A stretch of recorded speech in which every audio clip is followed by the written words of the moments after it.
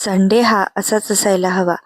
तर आम्ही गेलेलो एका छोट्याशा वन डे ट्रिपसाठी. मॉर्निंग व्ह्यू खूपच सुंदर वाटत होता आणि फायनली आम्ही आमच्या पिकनिक स्पॉटवर पोहोचलो आणि एंट्री होताच इतकं शांत आणि एनर्जेटिक वाटलं.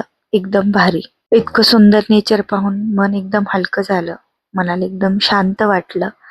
बहीण भावासोबत फिरायची मजाच वेगळी असते. त्यानंतर हा फाउंटन खूपच सुंदर होता. आजूबाजूला सगळीकडे झाडे आणि मध्ये फाउंटन. मस्त व्ह्यू होता. त्यानंतर आम्ही सर्व गेलेलो नाश्ता करण्यासाठी. गर्दी खूप होती पण त्यांनी मॅनेजमेंट छान केलेलं होतं. तिथे बोटिंग आणि अजून भरपूर साऱ्या अशा ऍक्टिव्हिटीज होत्या. या पुलावरनं चालताना खूपच मज्जा आली अर्णवला आणि मला. आणि त्यानंतर तिथे हे ट्रेंडिंग सॉन्ग चालू होतं ज्याच्यावर या बापलेकाचा मस्त असा डान्स चालू होता.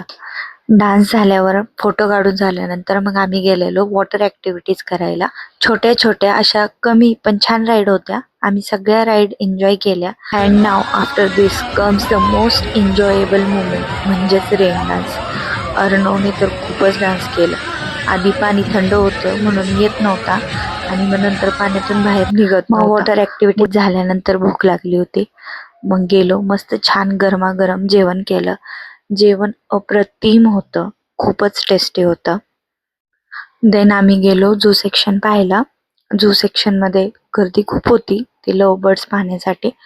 मग आम्ही तिथे नाही गेलेलो पण बाकी सर्व पाहिलं. मुलांना वेगळं वेगळं काहीतरी करण्याची खूप हौस असते आणि त्यात अर्णवला हा JCB दिसला. मग तो म्हणला मला ही ऍक्टिव्हिटी करायची.